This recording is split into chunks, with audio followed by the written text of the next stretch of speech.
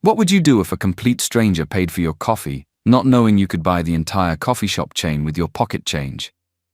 This is exactly what happened when Daniel, the billionaire CEO of Crestline Group, decided to take the long way to work and blend in with his own employees. But here's the twist. The person who showed him this act of kindness was about to discover that sometimes the universe has a way of rewarding generosity in the most unexpected ways. The cafe on the ground floor of Crestline Tower was already packed by 7:30 a.m. People in suits, heels, uniforms, and ID tags filled every corner, their voices blending with the sharp hiss of the coffee machine and the clatter of ceramic cups. Daniel walked in unnoticed. He didn't like attention. Never had.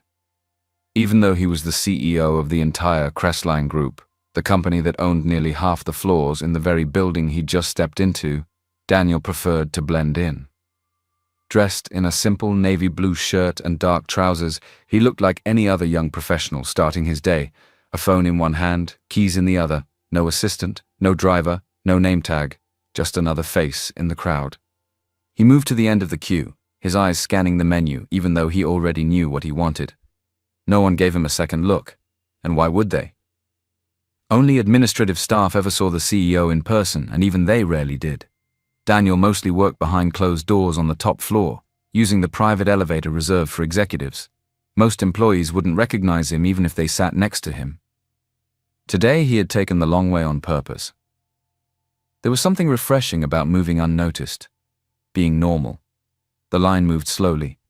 He shifted his weight, glancing at the time. He wasn't in a rush, but it seemed everyone else was. A woman behind him groaned, "This line is too slow."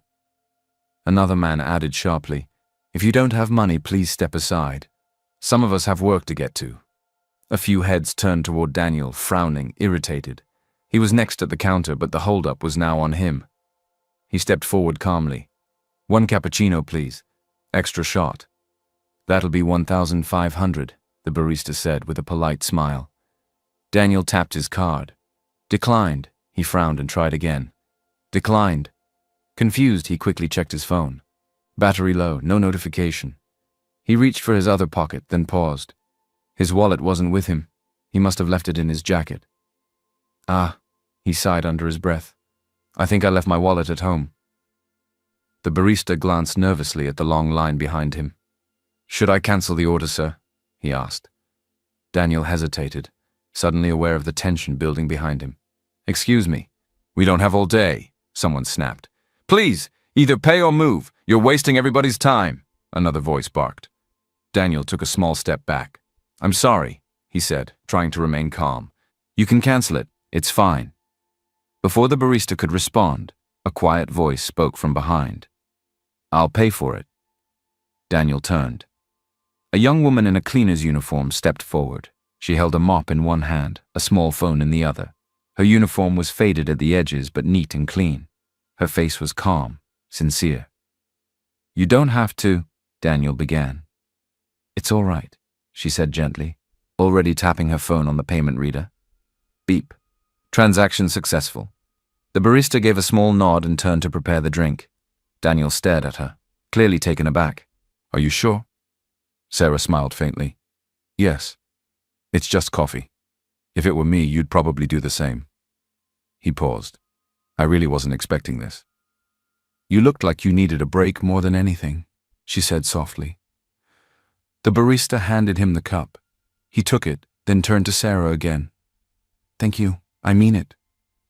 "You're welcome," she said, and was already turning back to her cart. Just then, a bit of foam splashed from the cup onto his shirt. Daniel glanced down at the small spot and sighed. Before he could do anything, Sarah reached into the pouch on her cleaning cart, pulled out a folded napkin, and stepped toward him. "Hold still," she said quietly. She gently dabbed the stain, quick, precise, respectful, then stepped back. There, almost gone. He smiled, genuinely touched. "Thanks again.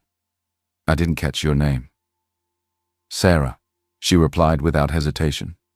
"And he started. But she was already walking away. Daniel stood there for a moment, still holding the warm coffee, watching her disappear into the lobby with her cart. No fanfare, no expectations, just quiet kindness. He took a sip, and for a brief second the weight of his world felt lighter. Daniel stepped into the elevator with his coffee in hand, still thinking about what had just happened. As the doors closed and the lift began its smooth climb to the top floor, he glanced down at the light brown stain still faintly visible on his shirt. He smiled a little, not out of embarrassment, but from something else, something warmer, something rare. It wasn't every day someone offered help without knowing who he was, without asking for anything in return. By the time he reached the 18th floor, where only the executive offices existed, his smile had faded slightly. He stepped out into the quiet hallway, nodding briefly at his assistant, Tolu, who stood holding a tablet near the conference room. "Morning, sir," Tolu said. "Morning," Daniel replied. "Please remind me to send someone to check the card I used this morning. I think there's a problem." Tolu looked confused. "Sir, did it not go through?" "No, I left my wallet in my other suit. Tried using the card saved on my phone, but it failed." "Oh, that's strange. I'll have the bank call you." Daniel nodded. "And do me another favor." "Yes, sir?" "Find out more about one of the cleaners, Sarah." Tolu blinked. "From the janitorial staff?" "Yes," Daniel said, walking into his office. "She paid for my coffee this morning." Tolu raised an eyebrow, unsure if he heard correctly. "She... what?" "You heard me," Daniel said, setting his coffee down and loosening his tie slightly. "I didn't have my wallet. She stepped in and paid, no hesitation. Even helped clean my shirt afterward." Tolu's eyes widened. "She didn't recognize you?" Daniel smiled faintly. "Not at all. That's what made it so... honest." Tolu nodded slowly. "I'll ask HR for her file." "No," Daniel said, sitting at his desk. "Don't make it formal. Just check quietly. I want to know what she's been assigned to, how long she's been working here. Don't scare her." Tolu scribbled it down. "Got it." As he left, Daniel leaned back in his chair, coffee in hand. He couldn't stop thinking about the way Sarah had stepped up, confidently, naturally, without a second thought. No awkwardness, no hidden motive. People rarely treated him that way anymore. They either wanted something or they were too afraid of his position to speak freely. But she didn't even look at him twice. He sipped the cappuccino. It was smooth and rich, just how he liked it.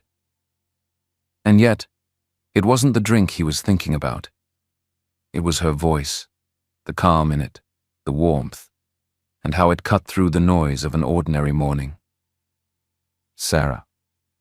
He repeated the name in his mind, not because it was unfamiliar, but because it carried a presence now, a moment of quiet kindness he hadn't expected. He sipped his coffee again, then reached for the stack of folders on his desk. That morning, he had planned to review profiles for a small but important internal initiative, Crestline's community outreach pilot. The goal was simple: give overlooked staff a chance to grow, train, and contribute to meaningful projects beyond their roles. It was his personal effort to break the walls between departments, especially for junior and support staff. He opened the first folder. Clean resume, polished background, good grades. Then another, same thing. Well-crafted, neatly written, but somehow all the same. He sighed, leaned back slightly and rubbed his temples. Then his hand stopped on a thin folder, the paper a little more worn than the rest.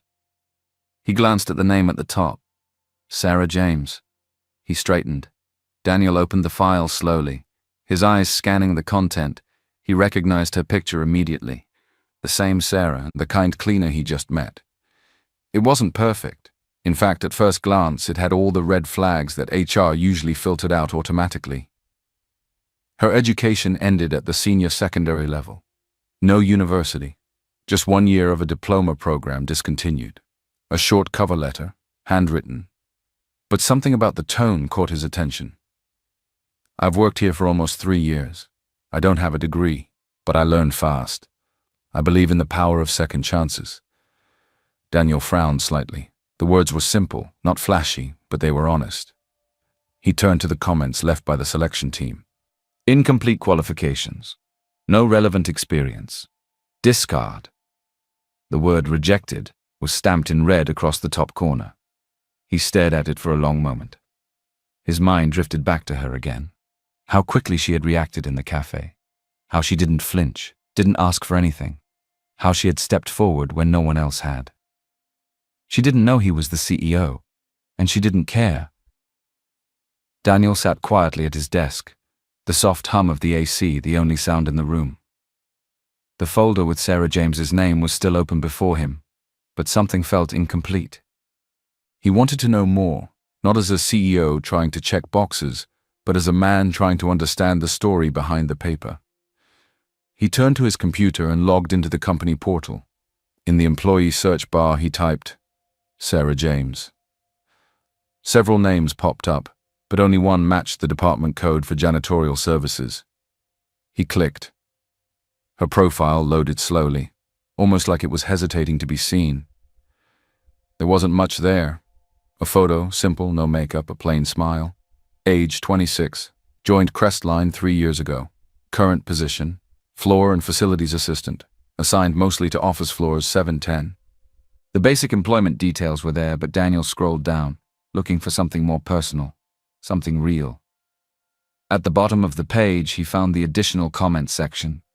Few employees ever used it. Sarah had. Just one line, typed in simple, quiet words. Just looking for purpose, not pity. Daniel leaned back in his chair, staring at that sentence.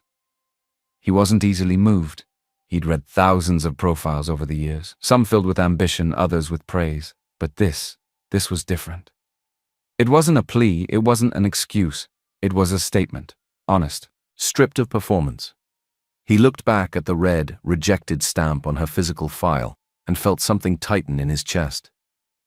On paper, Sarah James was a cleaner with gaps in education and no experience in outreach programs.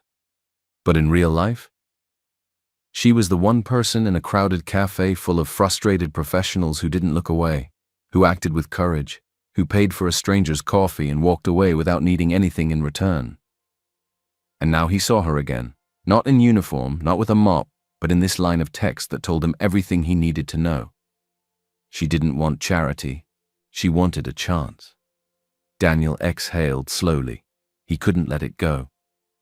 There was something about Sarah that kept tugging at his attention, not just her kindness, but the quiet strength behind it. The gaps in her resume didn't bother him anymore. In fact, they made him curious. What had she been through? What story sat between the lines? He opened a deeper employee record request, something only senior executives had access to. With a few clicks, he bypassed the generic HR overview and entered the internal background reports. At first, it looked routine: application date, staff ID, emergency contact, and performance reviews. But then, something stood out. Education, discontinued. A handwritten note from her file was scanned in at the bottom of the page. Discontinued diploma studies, family emergency cited, no follow-up. Daniel paused. He leaned forward, typing her full name into the company's extended background check tool, which connected to publicly available records. He didn't expect much. But then, a result popped up. Local news archive 7 years ago. He stared at his screen, the words in the article still echoing in his mind. Family of 5 trapped in building fire, 2 confirmed dead. He had reread it twice, each time slower. Sarah's parents had died that night. She was just 19. She had saved her 2 younger siblings, carried them out of a burning building, and after that she didn't go back to school. She didn't go on with her diploma. She just disappeared from the system and became what society often overlooked, a girl who worked to survive. No wonder there were gaps in her resume. No wonder there were no big certificates or perfect timelines. But that one quiet line she'd written kept repeating in his head. Just looking for purpose, not pity. She had helped him when no one else would, and now it was time he paid her back. Daniel sat forward again, cleared the draft email he had been typing to HR earlier, and began anew, this time carefully. To HR Director Miss A. Bako, subject, internal candidate review, Sarah James, facilities. Kindly remove the rejection status from Sarah James. I have personally reviewed her file and background. She is to be reclassified under priority review. Schedule a direct one-on-one interview with me. Regards, CEO Daniel. He read it once more, then clicked send. Leaning back in his chair, he let the silence settle. His office was high above the street, too far for the sounds of the world to reach him. But in his chest, something stirred. Something that felt personal. His thoughts drifted again, not to her resume, but to her, the cleaner in the faded uniform. The girl who paid for his coffee. The young woman who once pulled her siblings from a burning home, then quietly rebuilt her life from the ashes, without complaint, without applause. No one in HR would have seen any of that in a line of text. But he saw it now, and that was enough. A soft knock pulled him from his thoughts. Tolu, his assistant, stepped in with a file in hand. Sir, the community pilot shortlist you asked for, he said. Daniel nodded but didn't reach for it. She's not on that list, he said quietly. Tolu paused, confused. Sir? Sarah James, cleaner from floor 7. Add her to the top, Daniel said. She's no longer part of the support staff in my eyes. Tolu stood still, his expression softening slightly. Noted, sir. And Tolu, don't mention this to anyone else yet. Yes, sir. As the door closed, Daniel turned back toward the city beyond the glass wall. Down there somewhere, Sarah was probably mopping a hallway or wiping a desk. And she had no idea that the man she helped that morning was now fighting for her in a boardroom she never thought she'd enter. He looked down at the empty cup beside him. It had gone cold. But the feeling it left behind, still warm. The following morning, Sarah stood outside the tall glass door, her hands gently folded in front of her, trying to calm the quiet storm inside her chest. She had received the message barely 24 hours ago, an unexpected internal email from Human Resources asking her to report directly to the CEO's office for a one-on-one meeting. No details. Just a time, a floor, a name. Her name. She had stared at the screen for a long time, unsure if it was real. Now, standing outside the 18th floor office, wearing her cleanest uniform and holding her breath, it felt even less real. A soft voice called from behind the desk inside. You can go in now. Sarah nodded politely and stepped through the doors, her heart pounding. Daniel stood from behind his desk the moment she entered. He was dressed neatly, not in a suit, just a shirt with the sleeves slightly rolled up. There was no boardroom air about him, no cold authority, just a man, calm, present. Sarah, he said with a warm smile. Thank you for coming. She nodded, her voice caught somewhere between nerves and disbelief. Good afternoon, sir. Please sit, he said, gesturing to a seat across from him. She sat slowly, her hands folded on her lap, her eyes unsure. He noticed. You look nervous, he said gently. A little, she admitted, trying not to fidget. I've never been in an office like this. Daniel smiled. That's all right. You're here because I wanted to speak with you. Not as a cleaner, not as staff, but as someone who made a real impression on me. Sarah blinked. I don't understand. He leaned forward, resting his arms lightly on the desk. You paid for my coffee yesterday morning. Her eyes widened. That was you? He nodded. I didn't say who I was at the time. Most people don't recognize me unless they've worked in upper management. Sarah's mouth parted slightly in surprise. You're the CEO? I am. She sat back, clearly stunned. I had no idea. I'm sorry if... Don't apologize, Daniel said quickly. That's what made it matter. Sarah looked at him confused. Most people offer help when they recognize me, he explained. When they think there's something to gain. But you didn't know. You just... acted. She paused, then said softly, because I know what it feels like. Daniel tilted his head slightly. What do you mean? She looked down for a moment, choosing her words. Then she lifted her gaze. "I know what it feels like to need help and get none," she said quietly. There was a silence in the room. Not uncomfortable, just full. Daniel leaned back slowly, absorbing the weight of her words.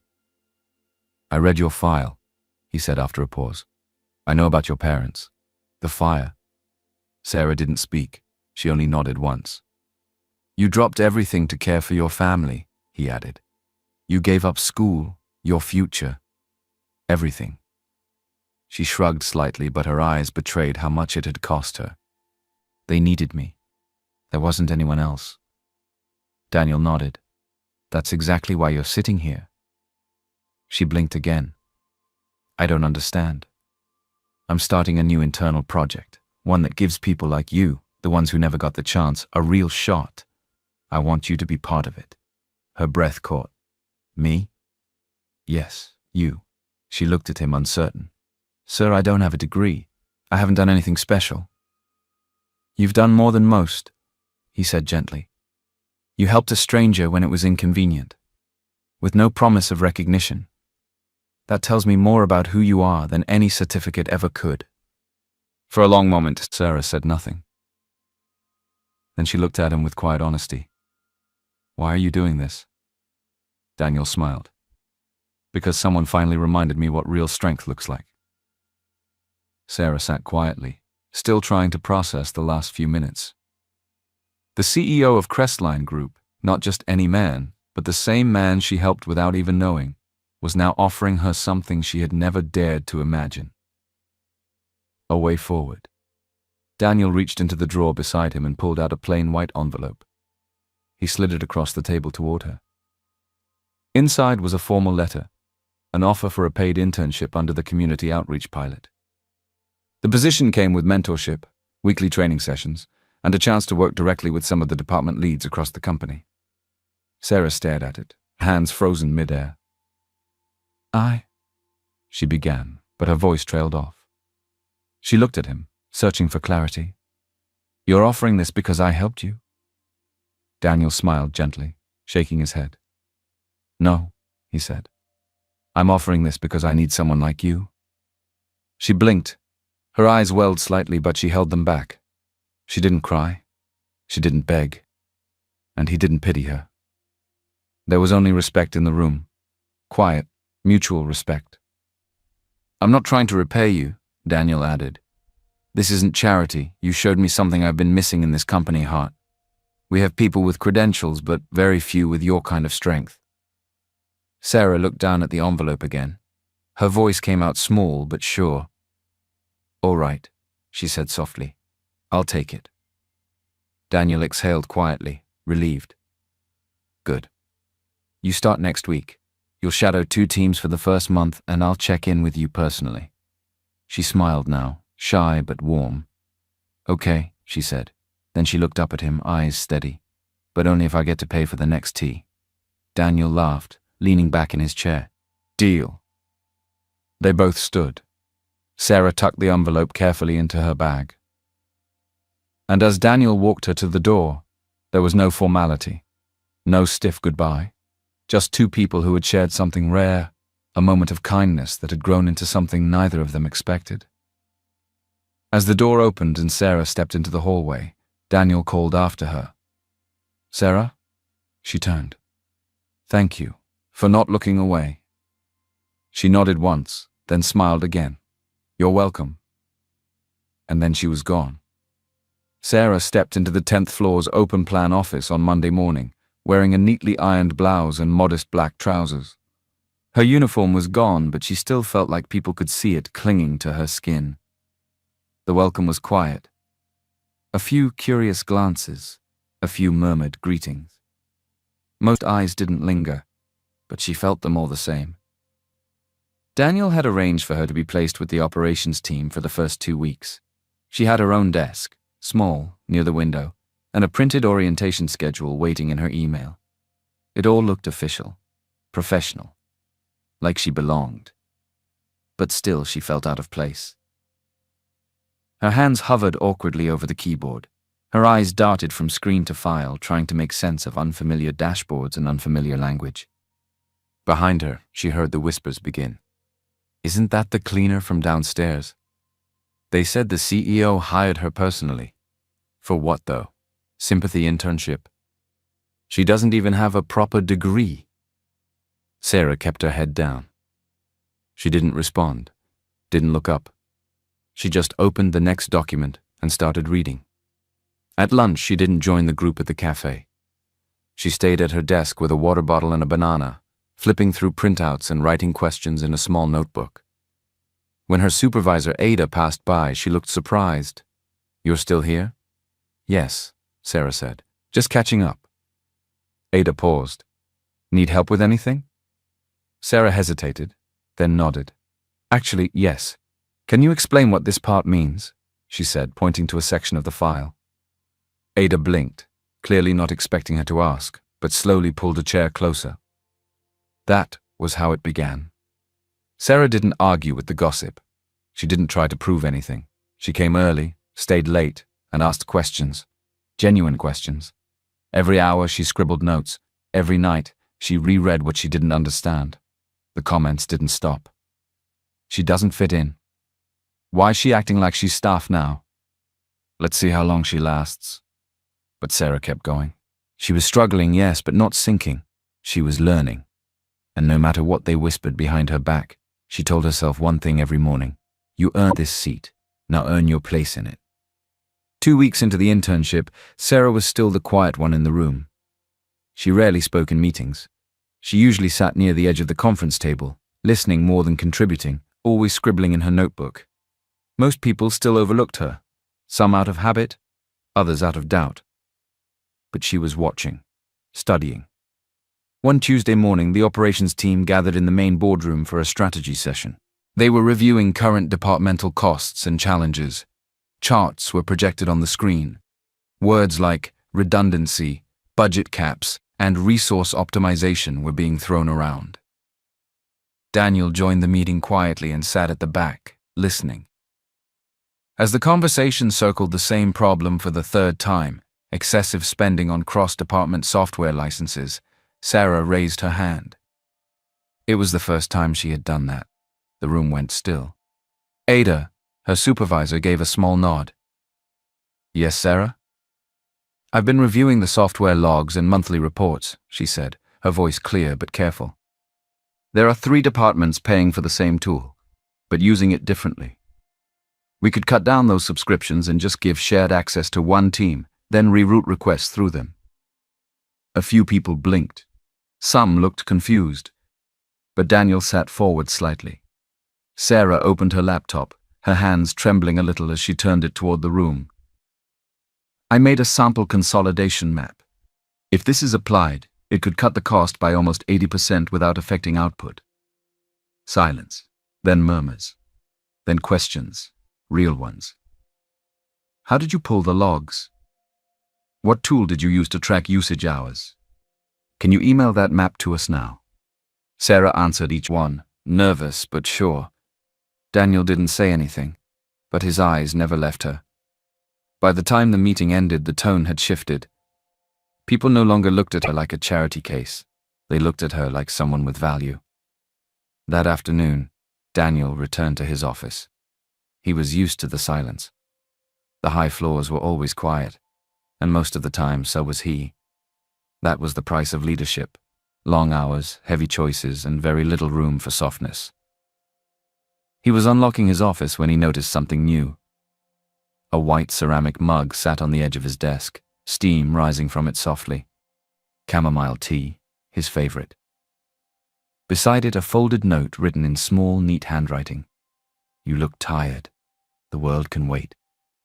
He stood still, reading the words slowly. No one had made him tea in years. Not since his mother passed. Back then, she used to leave quiet reminders like this on his study desk. A cup, a note, a nudge to pause. Since she died, people had treated him like a machine, efficient, respected, but emotionally distant. No one had cared about his tired eyes or the weight in his chest. Until now. He picked up the note and read it again. Then he sat down slowly, lifted the mug to his lips, and took a deep breath. The tea was warm, but what moved him wasn't the taste. It was the message, the thought, the feeling of being seen. The following week brought pressure. Crestline Group was hosting a quarterly review with major investors, and expectations were high. Several projects were behind schedule. Budgets were tight. Tension filled the corridors even before the meeting began. The conference room on the top floor was polished and full. Executives, investors, partners from outside firms, all seated around a long table. At the head sat Daniel, calm on the outside but carrying the weight of every delayed deadline on his shoulders. The presentation began smoothly, until it didn't. Halfway through the projection slide, one of the senior investors interrupted. "Daniel," he said, adjusting his glasses, "we've poured money into this expansion plan. Why are we seeing delays again?" Another investor chimed in. "We were promised systems would be live by now. What exactly happened?" The tone shifted quickly, polite but pointed. More voices joined in, each laced with blame. "Where's the accountability? Is leadership aligned on any of this? We need better controls in place. How did this happen on your watch?" Daniel remained composed, jaw tight, fingers folded. He didn't respond immediately. He'd heard these tones before, professional on the surface, but sharpened beneath. He started to speak, but a soft voice from the corner cut through the air. "Excuse me." Heads turned. It was Sarah. She had been seated quietly against the wall with the support team, there to observe, not speak, but now her voice was steady, her presence unshaken. She stood. "I know I'm new here," she said, "and I don't have a title, but I've been reviewing the operations reports. The delays weren't because people weren't doing their jobs. It was because 3 departments were solving the same problem in isolation." Silence as she continued, calmly, clearly. "If we streamline the approval flow and create a shared tracker between departments, we'll cut delays by more than half. The issue wasn't the people, it was the process." The room was quiet. Investors looked at each other, then back at her. Daniel watched her the entire time. After a beat, someone finally asked, "Can we see that tracker?" "Yes," Sarah said. "I've already drafted a mock-up. It's ready to test." The conversation shifted. What had been a room full of tension became a room full of interest. By the time the meeting ended, the criticism had faded. People left with notes, timelines, and even a little optimism. Daniel stayed behind, slowly gathering his papers, still processing what had just happened. Sarah was about to slip out quietly when he stopped her. "Why did you help me?" She turned to look at him. "Because you looked alone," she said simply. "And I know that feeling." He stared at her for a moment. No more words. Just the truth between them. The Crestline Tower ballroom had never looked more alive. Crystal chandeliers sparkled from the ceiling, casting golden reflections across the polished floor. Soft music floated through the air, and the entire space buzzed with warmth, laughter, and the hum of a company proud of its 10-year journey. The 10th anniversary gala was in full swing. Executives clinked glasses, investors gave speeches. Laughter rose between toasts and soft jazz, and the waiters moved smoothly between tables with trays of sparkling drinks and small desserts. Daniel stood near the back, dressed in a dark tailored suit, nodding politely as board members passed by with smiles and greetings. But his mind wasn't in the crowd. It was near the balcony. That's where he saw her, Sarah. She stood just outside the glass doors, half hidden by a row of tall plants. Her dress was simple, a second-hand gown in soft blue satin. It didn't sparkle, it didn't shimmer, but it fit her perfectly, and more importantly, she wore it with quiet pride. Her hair was pinned back loosely, and her arms were wrapped around herself as the cool evening breeze brushed against her shoulders. She was shivering. Daniel stepped away from the crowd and made his way outside. Sarah didn't notice him at first. She was watching the sky, waiting for something. "Cold?" he asked gently. She turned, a little startled. "Just a bit. I didn't think the night would be this chilly." Without saying another word, Daniel slipped off his jacket and draped it over her shoulders. It was warm and heavy, and smelled faintly of cedar and fresh air. Sarah looked down at it, then up at him. "Thank you," she said softly. They stood side by side, the quiet hum of the party behind them and the city stretching far below. A few seconds later, the first burst of fireworks lit up the sky. Red, gold, blue. Sarah's eyes reflected the color as she watched in silence. Daniel glanced sideways at her, at the woman who had once been just a cleaner on a schedule he'd never noticed, and now, standing beside him, wrapped in his jacket, she looked powerful, not because of the dress, but because of the fire inside her, the same quiet strength he had seen from the very beginning. He took a breath, then spoke, not loudly, but clearly. "I can't promise life will be easy," he said. She turned to look at him. "But I can promise to walk beside you." For a moment, neither of them moved. Then Sarah smiled, and slowly, without a word, she reached out and slipped her hand into his. Not tightly, just enough to say, "I'm here." The energy from the anniversary gala lingered in the halls of Crestline Tower long after the lights had dimmed and the music had faded. Everyone returned to work with full inboxes and tighter deadlines, but something in the air felt lighter, like the company had crossed into a new chapter. Sarah was back at her desk early that morning, just as always. Now in her 4th week of internship, her confidence had grown, not in loud ways, but in how she carried herself. She still asked questions, still stayed late, still left thoughtful notes on Daniel's desk reminding him to rest, though he never said much about them. But he noticed. Everyone did. Later that afternoon, Sarah stepped out of a budget training session and walked past the side corridor near the analytics wing. As she passed one of the smaller cubicles, she heard soft sobbing. She paused. Inside, she saw Mia, a young intern from finance, hunched over her desk, eyes red, fingers gripping a crumpled paper. Sarah stepped in quietly. "Hey," she said gently. "You okay?" Mia startled, quickly wiping her cheeks and forcing a smile. "Yes, yeah, it's nothing." Sarah didn't say anything. She just pulled up a spare chair and sat beside her. For a few seconds, they sat in silence. Then Mia whispered, "I messed up a report. Bad. It's going to affect next week's client presentation, and I don't know if I belong here." Sarah nodded slowly, understanding more than Mia could imagine.